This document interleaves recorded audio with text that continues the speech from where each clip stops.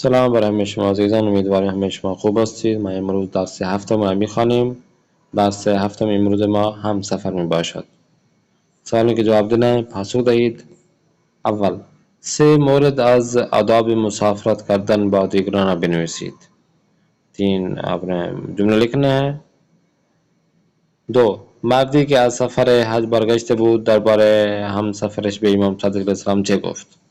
سه، به نظر شما چرا امام صادق علیه السلام فرمود بنابراین همه شما از او برترید؟ چهار، مسافرت کردن چه فایده هایی دارد؟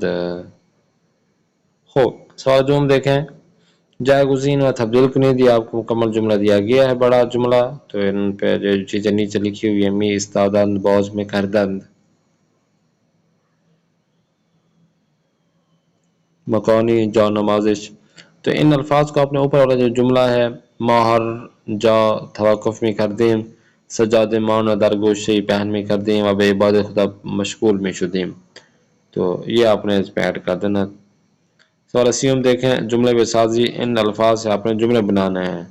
بنابراین امتیاز داریم، مسافرت می شناسیم، بہترین فائدے، ہمین کے قائل می شویم، تجربے و فقط. خوب تصحیح کنید. ان الفاظ کو جو آگے پیچھے ہیں ان کو آپ نے درست لکھیں گے. یہ آپ درست لکھیں گے تو آپ کا جملہ درست ہو جائے گا.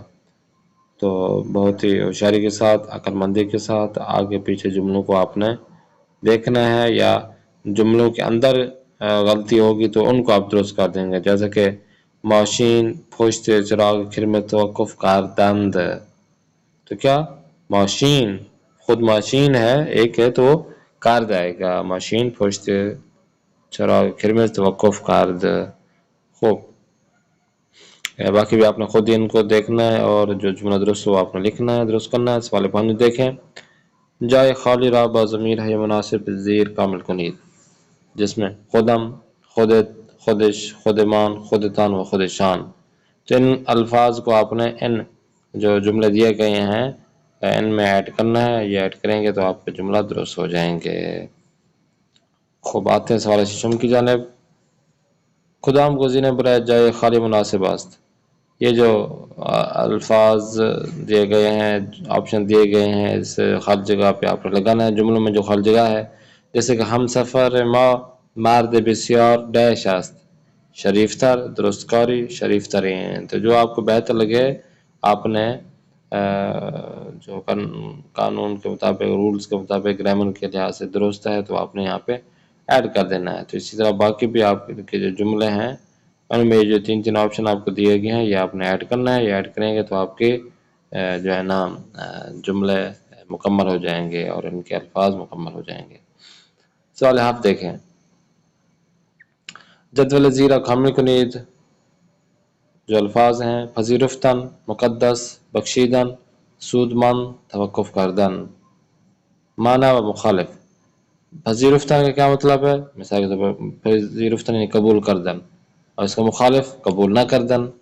تو اسی طرح باقی کے بھی آپ نے جو الفاظ دیے گئے ہیں ان کو آپ نے معنی لکھنا ہے اور اس معنی کو پھر آپ نے الٹ کر دینا ہے، تو یہ آپ کا یہ درست ہو جائے گا. سوال حج دیکھیں. جملہ ہے زیرہ بے زمان ہے یا خاص تشدد تبدیل کنید.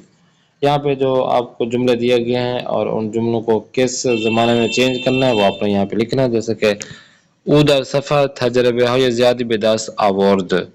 مثلا گزشتہ نقلی پہ ماضی قریب پہ بنانا ہے تو کیا بنے گا؟ او در سفر تجربه های زیادی به دست آورده است. اسی طرح مضارع اخباری ہو گیا، گزشتہ استمراری امر اور گزشتہ سادے کے آپ نے مضارع مستمر بھی ہو گیا. ان کو آپ نے ان جملوں کو آپ نے جو دیے گئے ہیں زبانوں میں چینج کرنا، اس پہ آپ نے چینج کرنا ہے. سوال 9 میں دیکھیں. جس طرح پچھلی کلاسز میں آپ مفعول کی نشانیاں لگاتے رہے ہیں، حروف اضافہ آپ نے ان پہ لگایا ہے، تو ان جو جملے دیے گئے ہیں ان خالی جگہوں پہ جملے میں حروف اضافے لگائیں گے تو آپ کے جملے درست ہو جائیں گے. تو ان کو عقلمندی کے ساتھ بہترین طریقے سے 20 جملے ہیں ان کو آپ نے حروف اضافے لکھنا ہے. ہاں جی، نیچے بھی دیے گئے 20 تو سے تک. خوب آتے ہیں نیچے. تمرین نہیں ملا.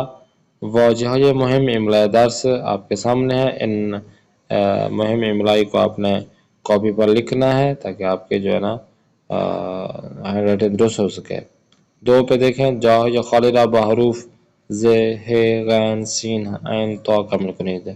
ان پہ کون سے حرف آئے گا ان الفاظ میں تو آپ نے بتانا ہے.